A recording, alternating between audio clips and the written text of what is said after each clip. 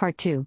My sister's husband confessed that he was cheating while drunk at Christmas dinner, so I recorded everything and sent it to her. Now my family is divided on the matter in believing him, and some blame me too. By the time we finished dessert, he was on his fourth or fifth drink. Emma was too busy to notice. She was running around making sure everyone had coffee and pie, taking photos of the kids opening presents, and trying to keep Lily from eating ornaments off the tree. Mom made a few comments about James's drinking, but he laughed it off, saying he was celebrating the season. Around 8 p.m., Emma took the kids upstairs for bath time and bed. Usually, James would help her, but tonight he was too busy refilling his whiskey glass. That's when things took a turn I never expected. I was in the kitchen loading the dishwasher when James stumbled out to the back porch.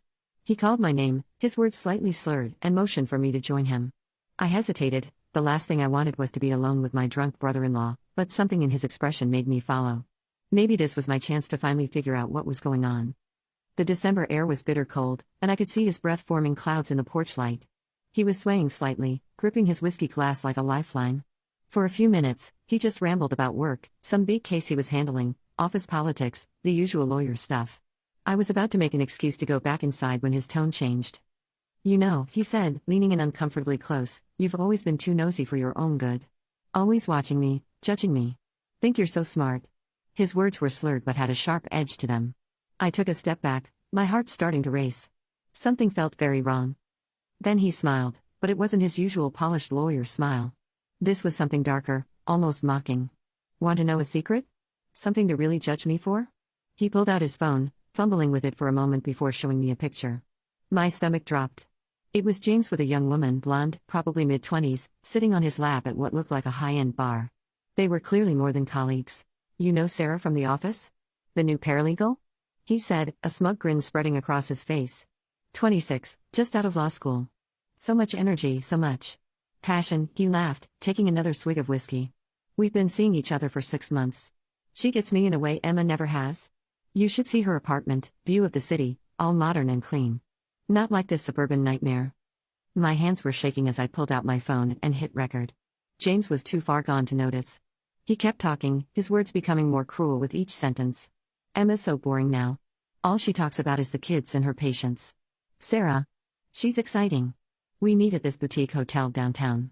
The Archer, you know it? Luxury suites, room service, the works. Every Tuesday and Thursday, like clockwork." He started showing me more pictures, them at restaurants, in hotel rooms, even one of them kissing in what looked like his office. "Look at this one," he said, swiping through his phone. "This was in Chicago last month. Told Emma it was a business trip. Really took Sarah for a romantic weekend. First-class flights, 5-star hotel, shopping sprees at Michigan Avenue. What Emma doesn't know won't hurt her, right?" The way he talked about my sister made my blood boil. This was the woman who had supported his career, given him 2 beautiful children, and managed both a successful medical practice and a household while he was off living a double life. I wanted to scream at him, to push him off the porch, to run upstairs and tell Emma everything right then. But I knew I needed evidence. So I kept recording. "Emma can never know," he slurred, suddenly grabbing my arm. His fingers dug in hard enough to leave bruises. "It would destroy her, and worse, it would ruin my reputation at the firm. Partners don't get divorced. It's bad for business." He laughed again, but there was something menacing in it. "You're going to keep my secret, right? Be a good sister-in-law?" I forced myself to smile, even though I felt sick to my stomach. "Sure, James. Your secret's safe with me." The lie tasted bitter in my mouth. He finally let go of my arm and stumbled back inside, leaving his empty whiskey glass on the porch railing.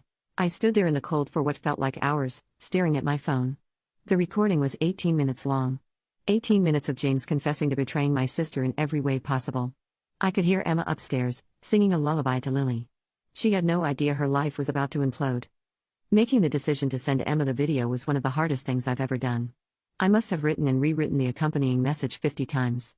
How do you tell your sister that her perfect life is built on lies? In the end, I kept it simple. I'm so sorry, but you need to see this.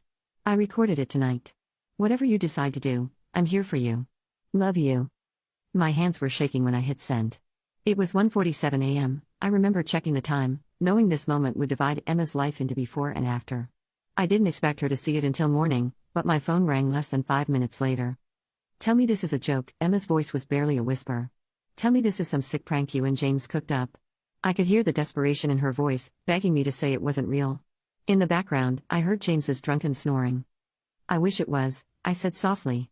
"Do you want me to come over?" There was a long pause. Yes. No. I don't know. She started crying, those silent, body-shaking sobs that hurt to hear. The kids. What about the kids? I was already grabbing my keys. Pack a bag for you and the kids. You can stay at my place tonight. Even as I said it, I knew this would be more than a one-night stay. When I got there 20 minutes later, Emma was sitting on the front steps in her pajamas, two half-packed bags beside her. Her face was blank, like she was in shock. Mason and Lily were still asleep upstairs, small mercies, I guess. It took us an hour to get the kids up and into my car without waking James. Lily was confused and cranky, but Mason somehow understood something was wrong. He kept asking why Daddy wasn't coming with us. Emma just told him we were having a special sleepover at Auntie's house.